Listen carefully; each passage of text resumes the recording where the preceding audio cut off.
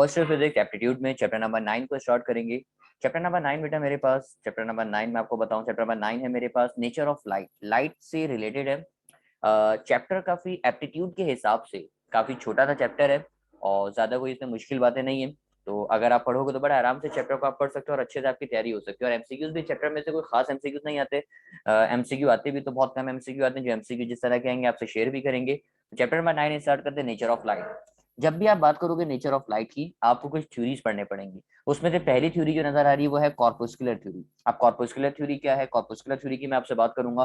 तो देखो एक एक करके बिल्कुल बेसिक से बात करेंगे। कॉर्पस्कुलर थ्योरी क्या है, कॉर्पस्कुलर थ्योरी आपके सामने नजर आ रहा। कॉर्पस्कुलर थ्योरी जिस साइंटिस्ट ने दी, पहले तो उसका नाम आपको पता हो बेटा। कॉर्पस्कुलर थ्योरी जिसने प्रपोज करी, उसने न्यूटन ने प्रपोज करी। आप क्या प्रपोज की, इसके बारे में भी आपसे बात करेंगे। अब कॉर्पस्कुलर थ्योरी के मुतालिक क्या पॉइंट्स हैं, एक एक करके इन पॉइंट्स को डिस्कस करेंगे। मैं ओवरव्यू करना स्टार्ट करता हूँ बेटा। पहला पॉइंट आपके सामने कॉर्पस्कुलर थ्योरी ने जो दिया, उसने आपको बताया light consist of tiny particles, कॉर्पस्कल्स।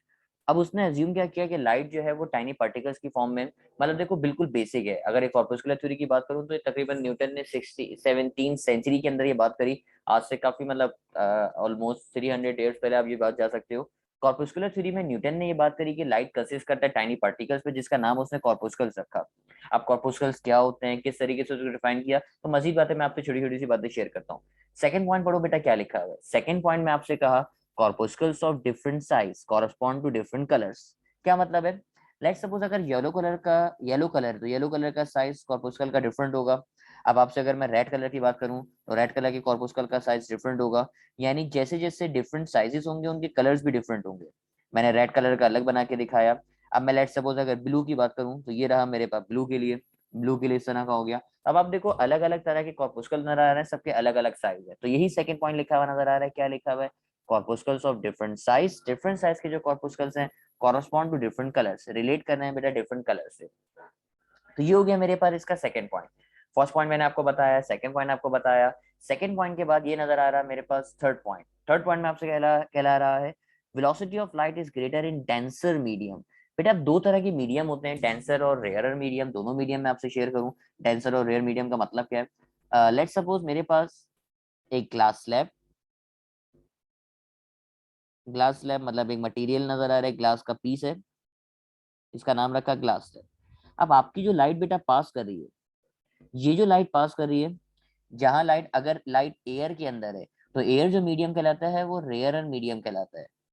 Rare medium, जिसको अब रेयर मीडियम मैंने लिख के दिखाया।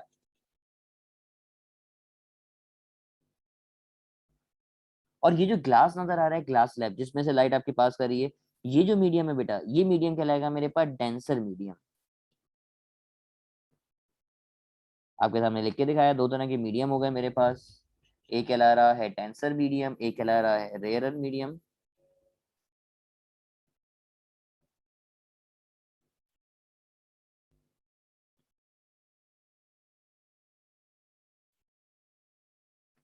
देखो डेंसर मीडियम का मतलब क्या है, डेंसर मीडियम के बारे में अगर आपसे बात करूं तो डेंसर मीडियम का मतलब देखो सॉलिड, लिक्विड और गैस।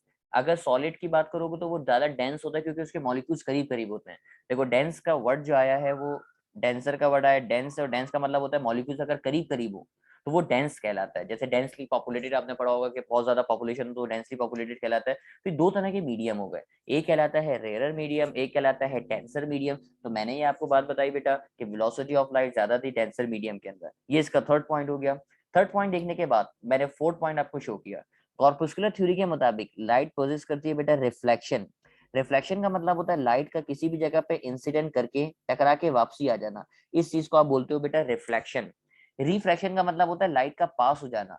जैसे ये जो नजर आ रहा है ये रिफ्रैक्शन नजर आ रहा है, लाइट का किसी भी जगह से पास हो जाना। लेट सपोज ये ग्लास है, इस ग्लास से लाइट का पास हो जाना, ये चीज मेरे पास कहलाएगा रिफ्रैक्शन, लाइट का पास हो जाना। तो आपका जो कॉर्पस्कुलर थ्योरी बेटा वो एक्सप्लेन कर रहा है रिफ्लेक्शन को, रिफ्रैक्शन को और फॉर्मेशन ऑफ इमेज को। इनफैक्ट कॉर्पस्कुलर थ्योरी जो है वो लाइट की पार्टिकल नेचर को शो कर रहा है। मैं लिख के भी दिखा दूं इसको कि कॉर्पस्कुलर थ्योरी शो कर रहा है किसको, पार्टिकल नेचर को। तो ये मैंने आपसे डिस्कस करा कॉर्पस्कुलर थ्योरी। फर्स्ट थ्योरी देखने के बाद, फर्स्ट थ्योरी में आपसे बात करी, चार पॉइंट्स आपको बताए। अब अगर आप ये लेक्चर रिकॉर्डेड सुन रहे हो और चार पॉइंट समझने में कोई बात प्रॉब्लम हो रही है तो लेक्चर को थोड़ा सा पीछे करके आप दोबारा से बात को समझ लेना। और कॉर्पस्कुलर थ्योरी देखने के बाद मैं अब आपसे बात करूंगा बेटा सेकंड थ्योरी की। सेकंड थ्योरी नजर आ रही है वेव थ्योरी। वेव थ्योरी के बारे में, वेव थ्योरी जिसने दी उसका नाम की बात करते हैं। वेव थ्योरी जिसने डिस्कस करी उसका नाम मेरे आपके सामने लिखा हुआ नजर आ रहा है, वो नाम है हाइजन। हाइजन ने लाइट की वेव नेचर को शो किया। जैसे न्यूटन ने कॉर्पस्कुलर थ्योरी में लाइट की पार्टिकल नेचर को शो किया, वेव थ्योरी में हाइजन ने वेव को, कौन सी थ्योरी, लाइट को पेश किया बेटा, वेव नेचर। अब वेव नेचर क्या थी, वेव नेचर के बारे में बात करते हैं, जरा पढ़िएगा। उसने कहा light travels in the form of wave. आपकी लाइट जो है पार्टिकल की सूरत में नहीं है, बल्कि लाइट आपकी वेव की सूरत में। ये फर्स्ट पॉइंट बताया। सेकंड नंबर पे लिखा हुआ है क्या, light requires medium for propagation. Light को ट्रेवल करने के लिए मीडियम रिक्वायर्ड है। देखो आपने पढ़ा है ना, वेव्स होती हैं, कुछ वेव्स को ट्रेवल करने के लिए मीडियम रिक्वायर्ड होता है और कुछ वेव्स को ट्रेवल करने के लिए मीडियम रिक्वायर्ड नहीं होता। अगर आप लोगों ने चैप्टर नंबर 8 पढ़ा तो थोड़ी सी बात आपको याद लाजमी होगी कि वेव्स की दो तरह की टाइप्स होती हैं। एक कहलाती है मेरे पास मैकेनिकल वेव,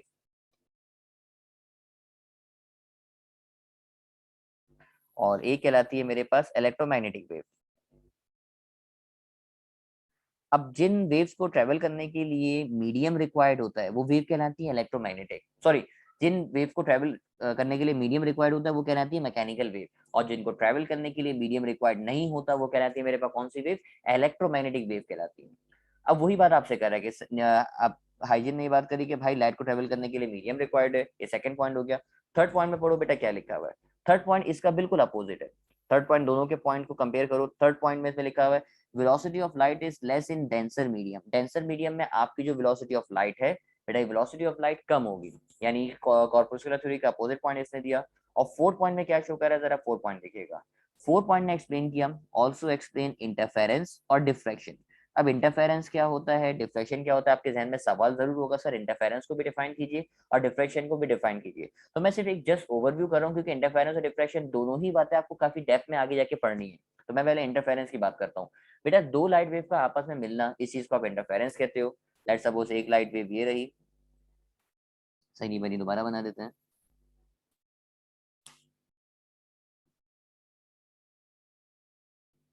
एक लाइट वेव ये रही, दूसरी लाइट वेव ये रही। आपने दो लाइट वेव को बेटा इंटरफेयर कर दिया आपस में, ये इंटरफेरेंस कहलाता है। और डिफ्रैक्शन कहलाता है लाइट का टकरा के बैंड हो जाना, बेंडिंग इफेक्ट। लाइट का टकरा के किसी भी जगह से बैंड हो जाना, इस चीज को आप बोलते हो बेटा डिफ्रैक्शन। तो दो बातें हो गई, इंटरफेरेंस क्या है, डिफ्रैक्शन क्या है, दोनों बातों को एक्सप्लेन किया।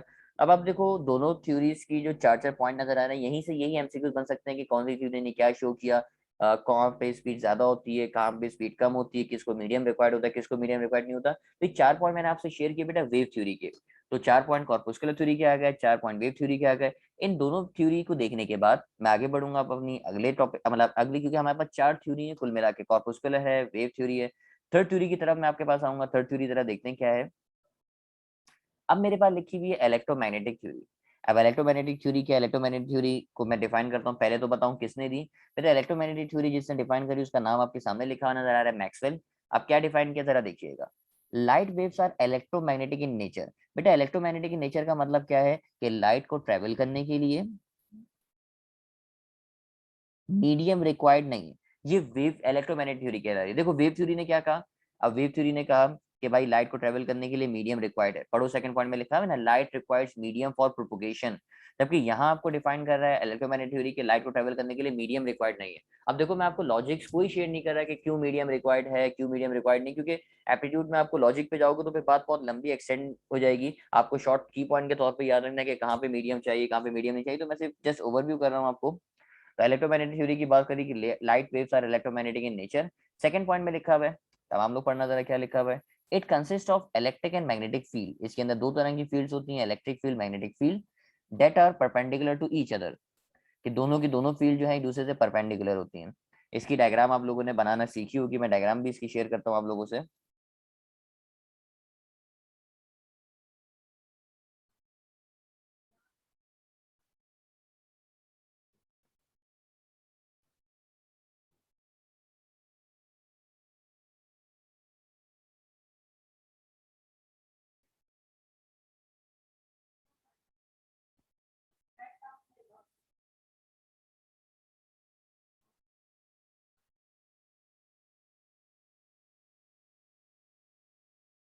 ओके, मैंने दो तरह की फील्ड बनाने की कोशिश की है, इतनी डायग्राम क्लियर तो नहीं है लेकिन फिर भी मैं अपनी बात आपको समझा सकूंगा।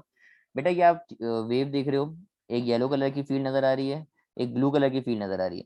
येलो कलर की फील्ड मैंने अपवर्ड और डाउनवर्ड बनाने की कोशिश की है, जबकि ब्लू कलर की फील्ड मैंने इंक्लाइन करके बनाने की कोशिश की है। मतलब इस तरीके से कि लेट सपोज ये येलो कलर की फील्ड अगर इस तरीके से है, तो ब्लू कलर की फील्ड इस तरीके से होगी। ये दो फील्ड आपस में परपेंडिकुलर मैंने बनाने की कोशिश की है। तो इसमें से एक फील्ड कहलाती है बेटा येलो कलर की, अगर फील्ड नजर आ रही है तो ये फील्ड कहलाएगी मेरे पास इलेक्ट्रिक फील्ड। जबकि जो ब्लू कलर से नजर आ रही है, ये फील्ड जो कहलाएगी, ये फील्ड कहलाएगी मेरे पास मैग्नेटिक फील्ड। और दोनों की दोनों फील्ड बेटा एक दूसरे से परपेंडिकुलर होती हैं। तो ये डिफाइन कर रहा है बात को, जो मैंने यहाँ पे लिख के दिखाया कि it consist of electric and magnetic field, both are perpendicular to each other, मतलब दोनों की दोनों आपस में एक दूसरे से परपेंडिकुलर होती हैं। सेकंड पॉइंट देखने के बाद थर्ड पॉइंट बोल रहा है, this theory explains the transverse nature of light. बेटा ट्रांसवर्स नेचर ऑफ लाइट, जैसे आपने पढ़ा ना, दो तरह की वेव्स हैं, ट्रांसवर्स वेव होती है, लॉन्गिट्यूडनल वेव होती है। तो इलेक्ट्रोमैग्नेटिक थ्योरी की मदद से ही आपने लाइट को प्रूव किया कि ट्रांसवर्स नेचर है। और जिस एक्सपेरिमेंट की मदद से प्रूव किया गया, वो एक्सपेरिमेंट का नाम है मेरे पास Young's double slit experiment. Transfer nature of light को यंग्स डबल स्लिट एक्सपेरिमेंट, ये एक्सपेरिमेंट मैं आगे पढ़ाऊंगा भी। यंग्स डबल स्लिट एक्सपेरिमेंट की मदद से आपने प्रूव किया कि लाइट कौन सी नेचर है, ट्रांसफर नेचर है। एमसीक्यू में लास्ट में पूछ सकता है कि ट्रांसफर नेचर किस तरीके से प्रूव किया गया। ट्रांसफर नेचर प्रूव किया गया बेटा यंग्स डबल स्लिट एक्सपेरिमेंट की मदद से। फोर्थ पॉइंट बोल रहा है, light waves do not required medium for propagation. Light को ट्रैवल करने के लिए मीडियम रिक्वायर्ड नहीं, जो मैंने फर्स्ट पॉइंट में आपको एक्सप्लेन कर दिया। तो ये थर्ड थ्योरी मेरे पास कहला रही है इलेक्ट्रोमैग्नेटिक थ्योरी, जो मैंने आप लोगों से डिस्कस करी। इलेक्ट्रोमैग्नेटिक थ्योरी देखने के बाद बेटा जो लास्ट थ्योरी है जो आप लोगों को पढ़नी है, यह है क्वांटम थ्योरी। क्वांटम थ्योरी क्या है, क्वांटम थ्योरी की बात करते हैं। बेटा क्वांटम थ्योरी जिस साइंटिस्ट ने दी उसका नाम है मैक्स प्लैंक, जिसको आप प्लैंक थ्योरी से प्लैंक थ्योरी के नाम से भी याद करते हो। अब मैक्स प्लैंक ने क्या थ्योरी दी, तो ये थ्योरी देख लेते हैं जल्दी से। एक मिनट, इसको पहले दोबारा लिख दूं।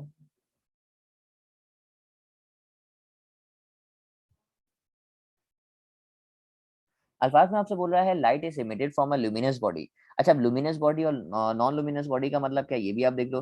बेटा वो ऑब्जेक्ट्स जो लाइट इमिट कर सकते हैं वो लुमिनस बॉडी कहलाते हैं। लेट्स सपोज मेरे पास कोई बल्ब है, ये लाइट इमिट करता है, तो इसका मतलब ये लुमिनस बॉडी है। सन है, सन भी लाइट इमिट करता है, तो ये भी कौन सी बॉडी है, लुमिनस बॉडी है। तो जो लाइट इमिट कर सकता है, जो प्रोड्यूस करता है, वो लुमिनस बॉडी कहलाती है। जो लाइट इमिट नहीं कर सकता, लेट्स सपोज मेरे पास एक पेंसिल है, ये लाइट इमिट नहीं करती, इसका मतलब ये लुमिनस बॉडी नहीं है, बल्कि ये कौन सी बॉडी कहलाएगी, ये कहलाएगी नॉन लुमिनस बॉडी।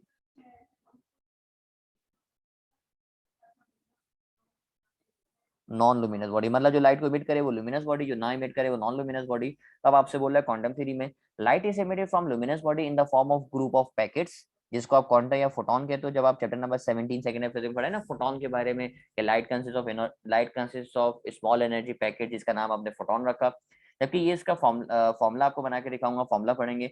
आप लोगों ने फॉर्मूला पढ़ा है क्या, ये फॉर्मूला देखो, E is equal to H mu. Formula तो जरूर याद आ रहा होगा, केमिस्ट्री में भी आप लोगों ने यकीनन पढ़ा होगा। E is equal to H mu. Energy का फ्रिक्वेंसी से रिलेशन कैसा है, तो आप यकीनन जवाब देंगे मुझे, सर एनर्जी का फ्रिक्वेंसी से जो रिलेशन है वो रिलेशन है डायरेक्ट, यानी E is equal to H mu. Energy का फ्रिक्वेंसी से रिलेशन डायरेक्ट, पढ़ो जरा क्या लिखा हुआ है। Energy of photon is directly proportional to the frequency of vibration, यानी E is directly proportional to mu. इसको इस तरीके से भी लिखा जाता है, E directly proportional to mu. और ये इसका फॉर्मूला बन जाएगा जो नजर आ रहा है, E is equal to H mu. मेरे ख्याल में एच तो याद होगा बेटा, एच कहलाता है प्लैंक्स कांस्टेंट। जबकि प्लैंक्स कांस्टेंट की वैल्यू भी आपको याद होगी, 6.63 एक्सपोनेंशियल माइनस 34 जूल सेकेंड। ये इसके प्लैंक्स कांस्टेंट की वैल्यू है। तो कुल मिला के अब ये चार थ्योरीज हो गई, जो थ्योरीज मैंने आप लोगों से डिस्कस करी, जिसके मेन की पॉइंट्स आप लोगों से शेयर किए। तो उम्मीद करते हैं कि आप लोगों को ये पॉइंट समझ में आ गए होंगे सारे। बेटा इन थ्योरीज को देखने के बाद अब जो टॉपिक मैं आपको बहुत पढ़ाऊंगा, वो टॉपिक है मेरे पास इंटरफेरेंस का। पहले इंटरफेरेंस पढ़ेंगे, फिर यंग डबल स्लिट एक्सपेरिमेंट है, फिर डिफ्रैक्शन का टॉपिक है। तो टॉपिक बाय टॉपिक हम बढ़ते रहेंगे, जो जो बातें आपसे डिस्कस करनी है। सबसे अब जो टॉपिक नजर आ रहा है वो इंटरफेरेंस का। इंटरफेरेंस क्या है, इंटरफेरेंस की मैं आपसे बात करता हूँ। इंटरफेरेंस को डिफाइन किया जाता है, जरा डेफिनेशन पढ़ो क्या लिखा हुआ है। The phenomena of superposition of two light waves in which they destroy or enhance their effect called interference of light। क्या मतलब है इसका, ये मतलब जरा समझना। बेटा दो लाइट, सुपरपोजिशन का मतलब होता है कंबाइन करना। कभी भी आपको लफ्ज नजर आए ना सुपरपोजिशन, इसका मतलब है कि उन दो चीजों को कंबाइन कर देना। लेट्स सपोज मेरे पास दो लाइट वेव्स हैं, ये एक लाइट वेव नजर आ रही, मैंने येलो कलर से बना के दिखाई। अगली लाइट वेव नजर आ रही, ये मैंने ब्लू कलर से बना के दिखाई। दो लाइट वेव, इन दोनों लाइट वेव्स को अगर आप कंबाइन करोगे, कंबाइन करने के बाद अब ये अगर इसके इफेक्ट को बढ़ा दे, बेटा लाइट का इफेक्ट बढ़ गया, लाइट में ये जो इंटरफेरेंस हुआ इसने इफेक्ट को बढ़ा दिया। अब अगर लाइट के दो लाइट वेव यहाँ पर में सुपर इम्पोज हो, कंबाइन हो, जिसके नतीजे में या तो वो डिस्ट्रॉय कर दें, एक दूसरे के इफेक्ट को खत्म कर दें, या इनहेंस कर दें, बढ़ा दें, जैसे यहाँ पे इनहेंस होता हुआ आपको नजर आ रहा है कि इफेक्ट आपका इनहेंस हो गया। तो इस चीज को बेटा लाइट के इफेक्ट को कम कर देना, डिस्ट्रॉय कर देना, इनहेंस कर देना, इस चीज को आप बोलोगे बेटा, जिसका नाम यहाँ पे लिखा हुआ नजर आ रहा है इंटरफेरेंस ऑफ लाइट, कि लाइट का इंटरफेयर करना। अब इंटरफेरेंस कितने तरह के होते हैं, इंटरफेरेंस में क्या कंडीशंस होती हैं, तो सारी चीजों की एक एक करके बात करेंगे। अब मैं आपके पास आता हूँ कंडीशन ऑफ इंटरफेरेंस। इंटरफेरेंस की तरह कंडीशन देखते हैं। कंडीशन, सबसे पहली कंडीशन है कि इंटरफेरेंस के लिए शर्त है कि लाइट आपकी मोनोक्रोमेटिक होनी चाहिए। मोनोक्रोमेटिक का मतलब क्या है, light waves of single wavelength. देखो मोनो का मतलब होता है सेम, लफ्ज नजर आ रहा है, दो लफ्ज से मिलके बन रहा है, मोनो के लफ्ज का मतलब है सेम। जबकि क्रोमेटिक नजर आ रहा है, क्रोमेटिक का मतलब होता है कलर, यानी आपकी लाइट अगर सेम कलर की हो तो इसका मतलब वो कहलाता है कौन, मोनोक्रोमेटिक कहलाता है।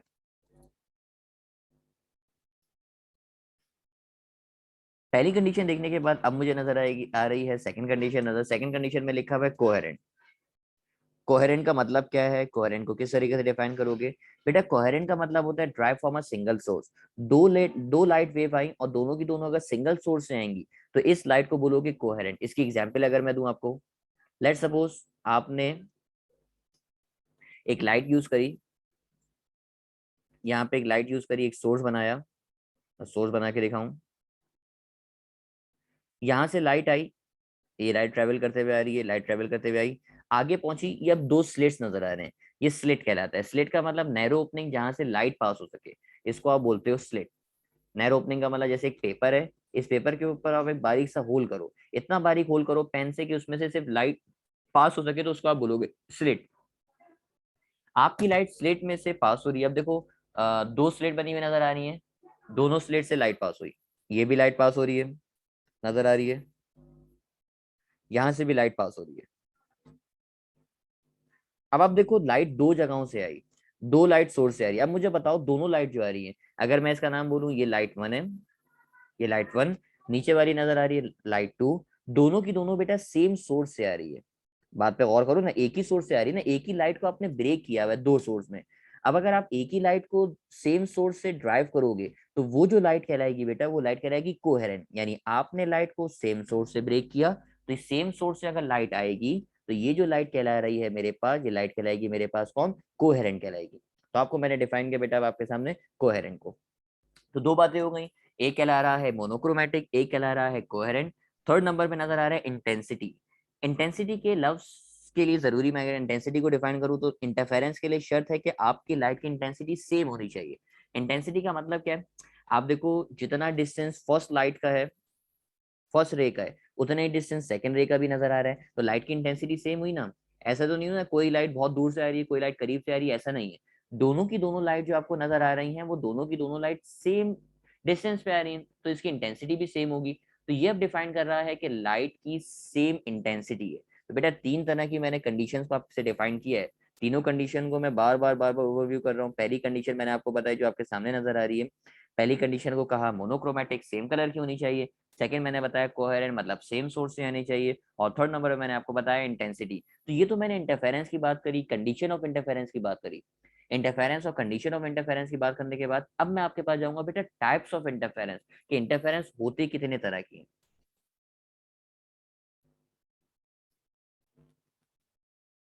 तो अब ये रही मेरे पास types of interference. Types of interference में एक नजर आ रहा है कंस्ट्रक्टिव इंटरफेरेंस। कंस्ट्रक्टिव इंटरफेरेंस में क्या होता है, कंस्ट्रक्टिव इंटरफेरेंस में आपको बताऊं, कंस्ट्रक्टिव इंटरफेरेंस में क्या होगा, लेट्स सपोज मेरे पास अगर कोई लाइट वेव नजर आए, ये रही एक लाइट वेव,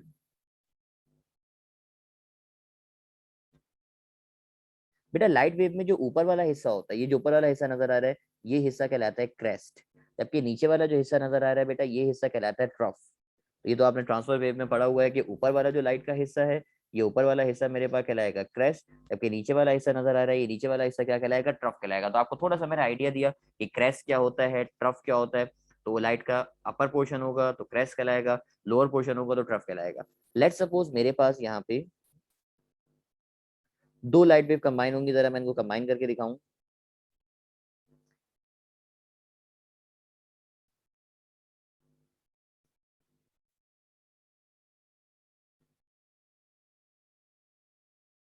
ओके, अब आप इस लाइट वेव में अगर आप देखो, मैंने दो लाइट वेव को कंबाइन करके दिखाया, और कंबाइन करके ये दिखाया कि दोनों के क्रैश क्रैश मिल रहे हैं, यानी ऊपर वाले हिस्से मिलते हुए नजर आ रहे हैं दोनों के क्रैश, और यहाँ पे अगर आप देखोगे तो दोनों के ट्रफ मिलते हुए नजर आ रहे हैं, यानी दोनों के क्रैश कंबाइन हो रहे हैं, दोनों के ट्रफ कंबाइन हो रहे हैं। तो इस तरह के इंटरफेरेंस को आप बोलोगे कंस्ट्रक्टिव इंटरफेरेंस। कंस्ट्रक्टिव यानी कंस्ट्रक्ट करके दिखाएं इसको, इफेक्ट को बढ़ा दिया तो ये इंटरफेरेंस कहला रहा है कंस्ट्रक्टिव। अब डेफिनेशन में फोटो देखो, डेफिनेशन में खुद बात क्लियर कर रहा है। डेफिनेशन में आपको क्या बता रहा है, इन constructive interference crest of one wave, यानी एक वेव का crest, fall on the crest of the other wave, यानी एक वेव का क्रेस्ट दूसरे वेव के क्रेस्ट पे फॉल होगा, यानी एक वेव का क्रेस्ट दूसरे वेव के क्रेस्ट पे।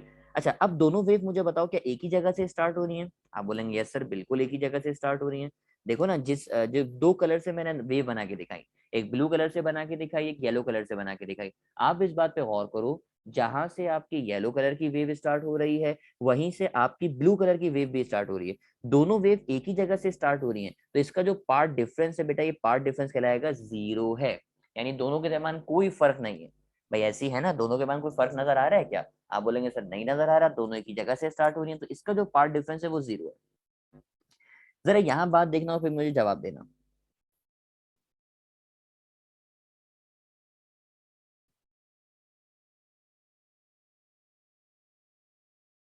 बेटा ये इंटरफेरेंस कौन सा है, कंस्ट्रक्टिव है या डिस्ट्रक्टिव है? ईमानदारी से मुझे देख के बताओ, ये इंटरफेरेंस कंस्ट्रक्टिव है या डिस्ट्रक्टिव है? तो बेटा इस इंटरफेरेंस की अगर आप बात करोगे, तो ये इंटरफेरेंस मुझे नजर आ रहा है कंस्ट्रक्टिव इंटरफेरेंस। क्यों? देखो ना, क्रैश क्रैश से मिल रहा है, ट्रफ ट्रफ से मिल रहा है। आप गौर से देखो, क्रैश क्रैश से मिल रहा है, ट्रफ ट्रफ से मिल रहा है, येलो वाले का क्रैश, ब्लू वाले का क्रैश, येलो वाले का ट्रफ, ब्लू वाले का ट्रफ। तो क्रैश क्रैश से मिल रहा है, ट्रफ ट्रफ से मिल रहा है, इसका मतलब ये जो इंटरफेरेंस मुझे नजर आ रहा है, ये इंटरफेरेंस है मेरे पास कौन सा, कंस्ट्रक्टिव इंटरफेरेंस। तो मैंने लिख के दिखाया, ये जो इंटरफेरेंस है ये इंटरफेरेंस कहलाएगा कौन सा, कंस्ट्रक्टिव इंटरफेरेंस। अच्छा, दोनों वेव में फर्क देखना जरा, ब्लू वाली वेव बाद में स्टार्ट हुई क्या, दोनों में एक जगह से स्टार्ट हुई? आप बोलेंगे सर नहीं, एक जगह से स्टार्ट नहीं हुई, दोनों वेव में फर्क है। कितना फर्क है? तो आप बोलेंगे सर ब्लू वाली वेव एक वेव के बाद स्टार्ट हुई है, यानी दोनों में जो फर्क नजर आ रहा है वो एक वेवलेंथ का फर्क नजर आ रहा है। भाई ऐसी है ना, येलो वाली वेव पूरी मुकम्मल हो गई, फिर उसके बाद ब्लू वाली वेव स्टार्ट हुई है। गौर से बात देखो मैं क्या बोल रहा हूँ आपको, येलो वाली वेव एक पूरी मुकम्मल हुई है, उसके बाद ब्लू वाली वेव स्टार्ट हुई है, यानी दोनों वेव के अंदर जो फर्क आ रहा है वो कितनी वेव का आ रहा है, एक पूरी एक वेव का आ रहा है। तो इस बात को जो आप डिफाइन करोगे कि दोनों वेव के अंदर जो फर्क आ रहा है, जो डिफरेंस आ रहा है, ये इसका पार्ट डिफरेंस कहलाएगा। तो पार्ट डिफरेंस कितने का आया? तो आप यकीनन मुझे जवाब देंगे सर पार्ट डिफरेंस पहले था जीरो का, फिर आया किसका, लैम्डा का, यानी लैम्डा का पार्ट डिफरेंस। इसी तरीके से पार्ट डिफरेंस को मजीद अगर मैं आगे डिफाइन करूँ ना, फिर वो तो एक एक करके मैं डिफाइन करता रहूंगा। देखो पार्ट डिफरेंस या तो होता है कंस्ट्रक्टिव इंटरफेरेंस में जीरो का, या फिर होता है लैम्डा का, या फिर होता है टू लैम्डा का, या फिर होता है थ्री लैम्डा का, या डॉट डॉट डॉट करके लिखोगे तो लास्ट वाला कहलाता है मेरे पास किसका, एन लैम्डा का। बेटा ये पार्ट डिफरेंस आपको पता होना चाहिए, पार्ट डिफरेंस आपके लिए इंपॉर्टेंट है। ये कंस्ट्रक्टिव इंटरफेरेंस में जो दो वेव्स के दरमियान है पार्ट डिफरेंस, ये पार्ट डिफरेंस कितना होता है? तो मैंने आपको बताया, या तो जीरो होगा, या फिर लैम्डा होगा, या टू लैम्डा होगा, थ्री लैम्डा, या फिर एन लैम्डा कहलाएगा। तो ये लिखा हुआ नजर आ रहा पार्ट डिफरेंस, पार्ट डिफरेंस बना हुआ नजर आ रहा कि सर पार्ट डिफरेंस या तो जीरो होगा, या तो लैम्डा होगा, या तो टू लैम्डा होगा, या थ्री लैम्डा, या फिर एन लैम्डा। तो इस बात को बेटा आप आइंदा से याद रखोगे, कंस्ट्रक्टिव इंटरफेरेंस का पार्ट डिफरेंस। सेकंड नंबर पे मुझे नजर आ रहा है डिस्ट्रक्टिव इंटरफेरेंस। डिस्ट्रक्टिव इंटरफेरेंस को डिफाइन करेंगे, कंस्ट्रक्टिव वाली डायग्राम को इरेज कर देते हैं, तो अब याद भी रहेगा आपको।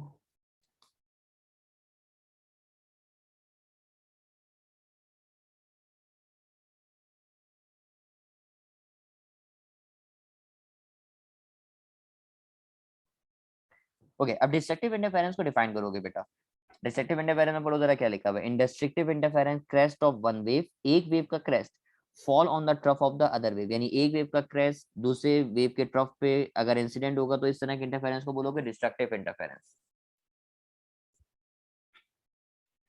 डिस्ट्रक्टिव इंटरफेरेंस के लिए बेटा, डिस्ट्रक्टिव इंटरफेरेंस को डिफाइन कर रहे थे हम, मैंने वेव बना के दिखाई आपके सामने। ये देखो बेटा, आपने एक वेव बनाई,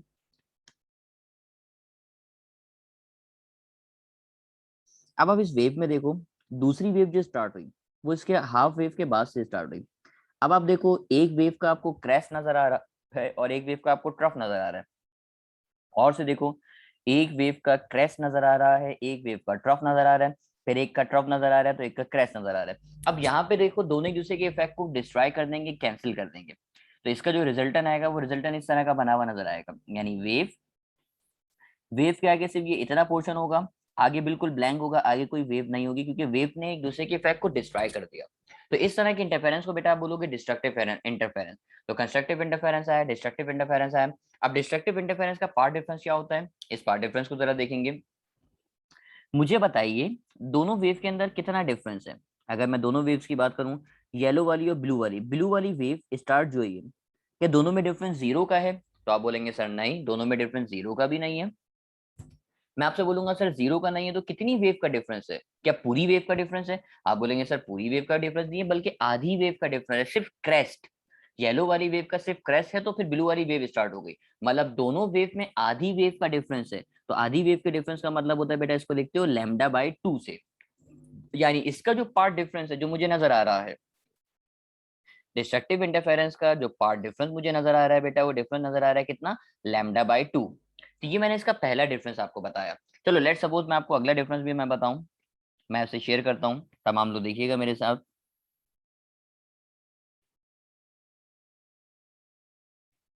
ये फर्स्ट वेव,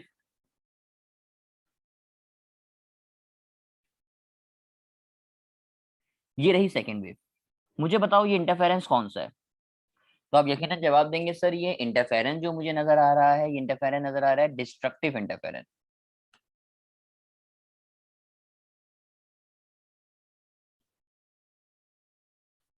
ये जो इंटरफेरेंस मुझे नजर आ रहा है बेटा, इस इंटरफेरेंस के बारे में लिखा है, इंटरफेरेंस कौन सा है, डिस्ट्रक्टिव इंटरफेरेंस है। मुझे बताइए दोनों के अंदर, दोनों वेव में कितनी वेव का डिफरेंस है, कितनी वेव का डिफरेंस आपको समझ में आ रहा है? तो आप बोलेंगे सर ये देखिए, पहले तो ये एक पूरी वेव का डिफरेंस है, पूरी वेव के डिफरेंस, और फिर ये मजीद इसमें आधी वेव का और डिफरेंस है। पूरी वेव के डिफरेंस का मतलब लैम्डा। आप देखो ना, ये पूरी वेव में इस्तेमाल नहीं हो रहा, यानी पूरी वेव का डिफरेंस का मतलब हो गया लैम्डा। और फिर इसके आगे आधी वेव का और डिफरेंस आ रहा है, यानी ये लैम्डा बाई 2। तो दोनों को अगर आप प्लस करोगे, टोटल जो डिफरेंस आ रहा है, तो आप जब मैं इसको प्लस करूंगा, लैम्डा में लैम्डा बाई 2 को प्लस करूंगा, देखो 2 लैम्डा प्लस लैम्डा अपॉन 2, दोनों को प्लस करोगे तो हो जाएगा 3 लैम्डा अपॉन 2। यानी इसका जो पार्ट डिफरेंस आ रहा है बेटा, वो पार्ट डिफरेंस आ रहा है 3 लैम्डा बाई 2। तो अब इसका बेटा पार्ट डिफरेंस आप चाहो तो लॉजिक से समझ लो, चाहो तो इसको याद करो, लेकिन ये आपको कम से कम अब याद होना चाहिए। पहला जो पार्ट डिफरेंस है वो लैम्डा बाई 2 का है, अगला कहलाता है 3 लैम्डा बाई 2 का, फिर इसके बाद वाला कहलाता है 5 लैम्डा बाई 2 का, और इसी तरीके से चलता रहता है। तो ये मैं आपको बता रहा था डिस्ट्रक्टिव इंटरफेरेंस का पार्ट डिफरेंस। तो बेटा डिस्ट्रक्टिव इंटरफेरेंस का पार्ट डिफरेंस या तो होगा लैम्डा बाई 2, या फिर होगा 3 लैम्डा बाई 2, या तो होगा 5 लैम्डा बाई 2। ये रहा इसका पार्ट डिफरेंस। तो पार्ट डिफरेंस यहाँ पे लिखा हुआ नजर आ रहा है बेटा। पार्ट डिफरेंस में देखो क्या क्या लिखा हुआ नजर आ रहा है। एक नजर आ रहा है लैम्डा बाई 2, फिर नजर आ रहा है 3 लैम्डा बाई 2, फिर नजर आ रहा है 5 लैम्डा बाई 2, फिर नजर आ रहा है 7 लैम्डा बाई 2, और लास्ट में इसका जनरल फॉर्मूला नजर आ रहा है। जनरल फॉर्मूला बड़ा इंपॉर्टेंट, ये फॉर्मूला नजर आ रहा है N plus half lambda. N plus half lambda का मतलब क्या है, इसको भी जरा समझ लो जल्दी से। देखो उसने बोला ना एन प्लस हाफ लैम्डा, अगर एन की वैल्यू 1 है तो आप यहाँ पे 1 पुट कर दो। 1 पुट करोगे क्या हो जाएगा, तो यकीनन आप मुझे जवाब दोगे सर ये हो जाएगा 1 प्लस हाफ लैम्डा। बेटा 1 में अगर आप हाफ ऐड करोगे तो हो जाता है 3/2 लैम्डा। तो इस तरीके से इसका आंसर मिल जाएगा ये 3/2 लैम्डा। तो उसका जनरल फॉर्मूला कहला रहा है, ये जो फॉर्मूला कहला रहा है, अब आप ईकेट के स्टूडेंट हो तो आप लोग को जनरल फॉर्मूला तो लिखना आता होगा कि मैथ्स में जनरल फॉर्मूला कैसे लिखा जाता है। तो ये इसका जनरल फॉर्मूला नजर आ रहा है। जनरल फॉर्मूला बेटा दोनों की याद होने चाहिए। कंस्ट्रक्टिव इंटरफेरेंस का जनरल फॉर्मूला है एन लैम्डा, जो ये नजर आ रहा है, मैंने इसको हाईलाइट किया हुआ है कि कंस्ट्रक्टिव इंटरफेरेंस के जनरल फॉर्मूला एन लैम्डा, और डिस्ट्रक्टिव इंटरफेरेंस का जनरल फॉर्मूला जो है, जो मुझे नजर आ रहा है, वो क्या है, N plus half lambda. Destructive interference constructive interference के टॉपिक को देखने के बाद अब अगला जो टॉपिक आप लोगों ने पढ़ा हुआ है वो पढ़ा हुआ है यंग्स डबल स्लिट एक्सपेरिमेंट का। यंग डबल स्लिट एक्सपेरिमेंट की बात कर लेते हैं। यंग डबल स्लिट एक्सपेरिमेंट क्या था, देखो खुद वो लफ्ज बता रहा है यंग डबल स्लिट, दो स्लिट्स इसमें इस्तेमाल कर, तो यंग डबल स्लिट एक्सपेरिमेंट है। ये इसकी डायग्राम आपके सामने नजर आ रही है, यंग डबल स्लिट की डायग्राम। इस यंग डबल स्लिट की डायग्राम में देख लेते हैं। आपके पास एक मोनोक्रोमेटिक सोर्स ऑफ लाइट लिखा हुआ नजर आ रहा है। मोनोक्रोमेटिक सोर्स के आगे एक स्लिट नजर आ रही है जहां से ये लाइट पास होती हुई नजर आ रही है, ये लाइट नजर आ रही है। इस ये लाइट इंसिडेंट करिए दो स्लिट के ऊपर, एक का नाम रखा हुआ है स्लिट 1, एक का नाम रखा हुआ है स्लिट 2। ये स्लिट 1 और स्लिट 2 दोनों आपस में, दोनों से लाइट कंबाइन हो रही है, और कंबाइन होने के बाद आपको ये पैटर्न नजर आ रहा है। ये जो पैटर्न नजर आ रहा है बेटा, इस पैटर्न को आप बोलते हो फ्रिंजेस। जो पैटर्न आपके सामने नजर आ रहा है, इस पैटर्न का नाम मैंने लिख के दिखाया, इस पैटर्न को आप बोलते हो फ्रिंजेस। डार्क और ब्राइट फ्रिंजेस बन रही हैं। अब ये फ्रिंजेस फॉर्म हो रही हैं। अच्छा, ये भी फिर वही जो आपसे बात करेगा कि यंग डबल स्लिट एक्सपेरिमेंट ने लाइट की किस नेचर को प्रूव किया। मैं आपको पहले ये बात आपको की पॉइंट के तौर पर लिखवा के आ चुका हूँ कि यंग डबल स्लिट में लाइट यंग डबल स्लिट ने एक्सपेरिमेंट की मदद से लाइट को ट्रांसवर्स नेचर प्रूव किया है। लाइट को ट्रांसफर नेचर प्रूफ किया है। जबकि इसके फॉर्मुले नजर आएंगे, फॉर्मुले देख लेते हैं बेटा। फॉर्मुले में आपको समझाऊंगा क्योंकि एमसीक्यू में कैलकुलेशन करने वाले एमसीक्यू आ सकते हैं। तो पहला फॉर्मुला नजर आ रहा है delta X is equal to lambda L upon D. इस बात से परेशान ना हो कौन सा सिंबल किसको शो कर रहा है, पहले एक दफा फॉर्मुले देख लो, फिर मैं एक एक चीज लिख पाऊंगा कि फॉर्मुले में कौन सी चीज किसको शो कर रहा है। तो पहला फॉर्मुला है delta X is equal to lambda L upon D. Second formula मेरे पास Y N is equal to N lambda L upon D, second formula नजर आ रहा। ये रहा third formula Y N is equal to N plus half lambda L upon D. अच्छा, अब इसमें से ये जो नजर आ रहा है सेकंड वाला फॉर्मूला, ये फॉर्मूला है मेरे पास ब्राइट फ्रिंज के लिए।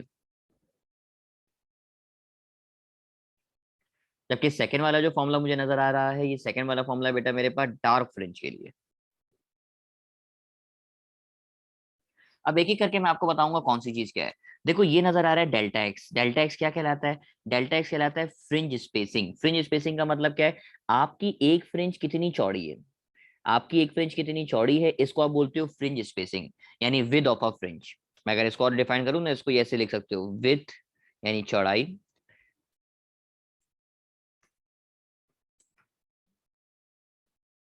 Width of a fringe. किसी भी एक फ्रिंज की चौड़ाई जो विद होगी उसको आप बोलोगे फ्रिंज स्पेसिंग, जिसको मैंने लिखा डेल्टा एक्स से। अगले नंबर पे नजर आ रहा है लैम्डा। तो बेटा लैम्डा तो लाइट की वेवलेंथ कहलाती है, जो वेवलेंथ आपको गिवन करेगा। अगले नंबर में नजर आ रहा है एल। बेटा ये एल डिस्टेंस कहलाता है स्लिट्स और स्क्रीन के दरमियान में। देखो जहां पे स्लिट्स नजर आ रही हैं और जहां पे स्क्रीन नजर आ रही है, तो स्लिट्स और स्क्रीन के दरमियान में जो डिस्टेंस है इसको आप बोलते हो एल। पढ़ना जरा एल के बारे में क्या लिखा हुआ है। Distance between the slits and the screen, ये डिस्टेंस आपके पास एल कहलाएगा। ये लिखा हुआ है डी। बेटा डी कहलाता है इन दो स्लिट्स के दरमियान का डिस्टेंस। जो स्लिट्स आपको नजर आ रही हैं, इन दो स्लिट्स के दरमियान का जो डिस्टेंस है, इस डिस्टेंस को बेटा आप लिखते हो किससे? डी से। तो डी के बारे में बताया, डी कहला रहा है डिस्टेंस बिटवीन द स्लिट्स। जबकि लास्ट नंबर पे जो नजर आ रहा है मुझे नजर आ रहा है वाई एन। तो बेटा वाई एन कहलाता है मेरे पास नंबर ऑफ फ्रिंज। जैसे देखो ना, सेंटर वाली फ्रिंज लग रही है तो नाम वाई नॉट रखा हुआ है 0। पहली फ्रिंज होगी तो वाई वन नाम रखा हुआ है, दूसरी होगी तो वाई टू नाम रखा हुआ है, तीसरी होगी तो वाई थ्री हो जाएगी। तो Y N number of fringe को शो कर रहा है। जैसे वाई नॉट होगा सेंटर वाली, पहली होगी तो वाई वन होगा, दूसरी होगी तो वाई टू होगा, तीसरी होगी तो वाई थ्री होगा। तो वाई एन यहाँ पे नंबर ऑफ फ्रिंज को शो कर रहा है। तो बेटा आप यंग डबल स्लिट एक्सपेरिमेंट के अंदर आप इन फॉर्मुलों को जरा जहन में बिठाओ। जो फॉर्मुला आपके सामने नजर आ रहा है, delta X is equal to lambda L upon D, Y N is equal to N lambda L upon D, और थर्ड फॉर्मुला नजर आ रहा है Y N is equal to N plus half lambda L upon D, और उनके बारे में चीजें लिखी हुई हैं। मैं इसका फिर एक एमसीक्यू आपसे शेयर करूंगा, एमसीक्यू भी सॉल्व करेंगे। अच्छा, चैप्टर फर्स्ट फिजिक्स का वाहिद एक चैप्टर है जो बहुत ज्यादा बोरिंग चैप्टर है। इसके अलावा आप चैप्टर पढ़ोगे, वो चैप्टर काफी इंटरेस्टिंग चैप्टर है। चैप्टर नंबर 10 भी काफी इंटरेस्टिंग है, सीखने वाली चीजें उसके अंदर है। चैप्टर नंबर 8 काफी डेप्थ के अंदर आप लोगों ने पढ़ा है। तो ये वाहिद एक चैप्टर है जो काफी ज्यादा बोरिंग चैप्टर है। थ्योरेटिकल पार्ट बातें इसमें ज्यादा है, और फर्स्ट टाइम में भी इतने अच्छे से नहीं पढ़ा होता क्योंकि वो बिल्कुल एंड में हम पढ़ते हैं, याद कर लेते हैं, तो इश्यूज इसमें काफी ज्यादा होते हैं। मैं एमसीक्यू एक एक करके मैं शेयर कर रहा हूँ। एमसीक्यू जरा देखिएगा। एमसीक्यू आपके सामने नजर आ रहा है, एमसीक्यू देखिए और सजेस्ट कीजिएगा इसका जवाब क्या होगा।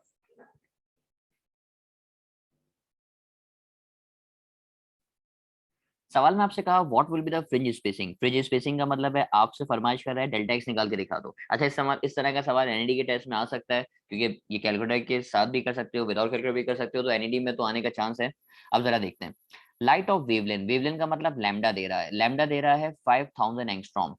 बेटा एंगस्ट्रॉम को कन्वर्ट करने का तरीका आपको पता होना चाहिए। एंगस्ट्रॉम को कन्वर्ट करने का तरीका है, एंगस्ट्रॉम हटाओगे और एंगस्ट्रॉम की जगह पे आ जाएगा 10 की पावर -10 मीटर। ये वेवलेंथ को कन्वर्ट करने का तरीका है, यानी 5000 एक्सपोनेंशियल -10। एंगस्ट्रॉम हटाओगे, यानी एंगस्ट्रॉम हटाया, एंगस्ट्रॉम हटा के आप लगा दोगे 10 की पावर -10 मीटर। तो ये एंगस्ट्रॉम हटाने रिमूव करने का तरीका हो गया। Incident on the slits 2 millimetre apart. बेटा अपार्ट का मतलब होता है एक दूसरे से दूर, यानी स्लिट्स एक दूसरे से कितनी दूर है। देखो ना, मैंने आपको पीछे डायग्राम में पढ़ाया कि स्लिट एक दूसरे से कितनी दूर होती है। इसको किससे लिखा हुआ है आपने पढ़ो, ये लिखा हुआ नजर आ रहा है। स्लिट एक दूसरे से कितनी दूर है बेटा, ये चीज कहलाती है मेरे पास डी। स्लिट एक दूसरे से कितनी दूर है, तो इसका मतलब जो चीज मुझे गिवन कर रहा है वो कोई और नहीं बल्कि वो कौन है, मेरे पास डी है। तो मुझे मिल गया लैम्डा। लैम्डा नजर आ रहा है 5000 एक्सपोनेंशियल -10 मीटर। मुझे नजर आ रहा है डी की वैल्यू 2 मिलीमीटर। बेटा मिलीमीटर को मीटर में करने के लिए ये तो अब बहुत अरसे से पढ़ते हुए आ रहे हो मैट्रिक क्लास से, मिलीमीटर को मीटर में करने के लिए डायरेक्ट 10⁻³ लगाओ, तो ये मिलीमीटर से कन्वर्ट हो जाता है मीटर के अंदर। तो आपने 10⁻³ लगा के दिखाया। While the screen is 10 centimetre away, जबकि आपकी स्क्रीन कितनी सेंटीमीटर दूर है। देखो आपकी स्क्रीन कितनी दूर होती है, देखो ना आपकी स्क्रीन कितनी दूर है, ये मेंशन हुआ है, ये रहा ये स्क्रीन। स्क्रीन कितनी दूर है, इस डिस्टेंस को आप बोलते हो एल, एल से लिखते हो कैपिटल एल से। तो अब आपको जो वैल्यू यहाँ पे गिवन कर रहा है वो वैल्यू बेटा मैं लिख के दिखाऊं, जो वैल्यू दे रहा है वो एल की वैल्यू दे रहा है, तो मैंने लिख के दिखाया capital L is equal to 10 centimetre. Capital L is equal to 10 centimetre. Centimetre को मीटर में करने के लिए 10⁻² लगा दोगे तो ये मीटर में कन्वर्ट हो जाएगा। तो बेटा अब इतना तो आप पार्ट कर सकते हो। डेल्टा एक्स का फॉर्मूला अप्लाई करोगे, lambda L upon D, values को पुट करोगे, लैम्डा की जगह पे आ जाएगा 5000 एक्सपोनेंशियल -10। बेटा एल नजर आ रहा है, एल की जगह पे आ जाएगा 10 एक्सपोनेंशियल -2, जबकि नीचे डी नजर आ रहा है तो डी की जगह पे कौन आएगा, डी की जगह पे आएगा 2 एक्सपोनेंशियल -3। अब इसको विदाउट कैलकुलेटर भी मेरे ख्याल में आप कर सकते हो, चाहो तो आप इसका आंसर निकाल सकते हो, और चाहो तो विदाउट कैलकुलेटर भी मैं करना सिखा देता हूँ। विदाउट कैलकुलेटर समझ में आ जाए तो और अच्छी बात हो जाएगी। पहले इन नंबर्स को जरा सॉल्व कर लेते हैं। नंबर्स को सॉल्व करना अगर आप चाहो, ये देखो 2 1 2, 2 5 10, नंबर्स को किया। अब जो नंबर नजर आ रहे हैं उनको जरा एक जगह जमा कर लीजिए। ये बन जाएगा मेरे पास 5000 एक्सपोनेंशियल -6, सॉरी -10, साथ में बच जाएगा मेरे पास कौन 5 एक्सपोनेंशियल -2, जबकि नीचे लिखा हुआ है 10⁻³ आप 10 की पावर्स को अलग कर लो और नंबर्स को अलग कर दो। बेटा ये जो नजर आ रहा है 5000, 5000 को आप मल्टीप्लाई करोगे 5 से, 5000 नजर आ रहा, 5000 को 5 से मल्टीप्लाई करोगे तो यकीनन आंसर आएगा मेरे पास 25, और ये 3 जीरो एज इट इज आ जाएंगे। बाकी 10 की पावर्स को आप एडजस्ट कर लो, 10 की पावर्स को एडजस्ट करोगे 2500, 25,000 एक्सपोनेंशियल -10 एक्सपोनेंशियल -2, जबकि 10 की पावर -3 अगर ऊपर आएगा तो 10 की पावर +3 हो जाएगा। बेटा अब इन 10 की पावर डेसिमल्स को एडजस्ट कर लो जरा, ये बन जाएगा 25,000। 10 की पावर्स को प्लस माइनस करोगे तो आंसर आएगा -10 -2 -12, -12 और +3 तो हो जाएगा 10 की पावर -9। अब आप देखो 25,000 एक्सपोनेंशियल -9 आ गया। अब डेसिमल को मजीद एडजस्ट कराओगे, बेटा डेसिमल कहीं नहीं होता तो लास्ट में होता है, ये देखो 1 2 3 4, डेसिमल को 4 दफा जम कराया तो पावर में +4 कर दोगे, 4 दफा जम कराया ना, बट इस पावर में +4 करोगे तो ये बन जाएगा 2.5 एक्सपोनेंशियल -9, पावर में +4 करोगे तो आंसर आ जाएगा -5। बेटा अब अगर आपको कैलकुलेटर अलाउ है तो इतनी लंबी करने की आपको जरूरत ही नहीं पड़ेगी, आप डायरेक्ट भी आंसर निकाल सकते हो। डायरेक्ट आंसर आ जाएगा ऑप्शन नंबर 1 अगर आप एनईटी का टेस्ट देने चाह रहे हो। विदाउट एनईटी अगर आप एनईटी का टेस्ट भी नहीं दोगे और ई कैट के स्टूडेंट हो तो मेरे ख्याल में तो इतनी बेसिक कैलकुलेशन कर सकते हो कि कैसे पावर को एडजस्ट करते हैं, किस तरीके से ऊपर और नीचे लेकर आएंगे, तो बड़ा आराम से आप इसको सॉल्व कर सकते हो और इसका आंसर निकाल सकते हो। तो करेक्ट आंसर मैंने आपको शेयर किया, तो करेक्ट आंसर मुझे नजर आ रहा है वो ऑप्शन नंबर ए है। ओके बेटा इन टॉपिक को देखने के बाद अभी जितना काम आप लोगों ने पढ़ा, अभी इसके एमसीक्यू तो आप काफी सारे सॉल्व कर सकते हो। आपको ऑनलाइन टेस्ट शेयर की जाएंगे, जो बुक में भी ऑनलाइन टेस्ट आपके मौजूद हैं, ये ऑनलाइन टेस्ट बेटा आप सॉल्व करना। ऑनलाइन टेस्ट ये यूट्यूब के ऊपर भी अपलोड हुए हैं ऑनलाइन टेस्ट सारे मेरे। ऑनलाइन टेस्ट मैं आप लोगों से ग्रुप पे भी शेयर कर दूंगा। ऑनलाइन टेस्ट आप कर सकते हो नेचर ऑफ लाइट से रिलेटेड, नेचर ऑफ लाइट से रिलेटेड ऑनलाइन टेस्ट सॉल्व करोगे। आपने टॉपिक पढ़ा बेटा इंटरफेरेंस का, इंटरफेरेंस का टॉपिक के एमसीक्यू आप सॉल्व कर सकते हो, इंटरफेरेंस। और इंटरफेरेंस के बाद तीसरा जो टॉपिक आपने पढ़ा वो पढ़ा यंग्स डबल स्लिट एक्सपेरिमेंट।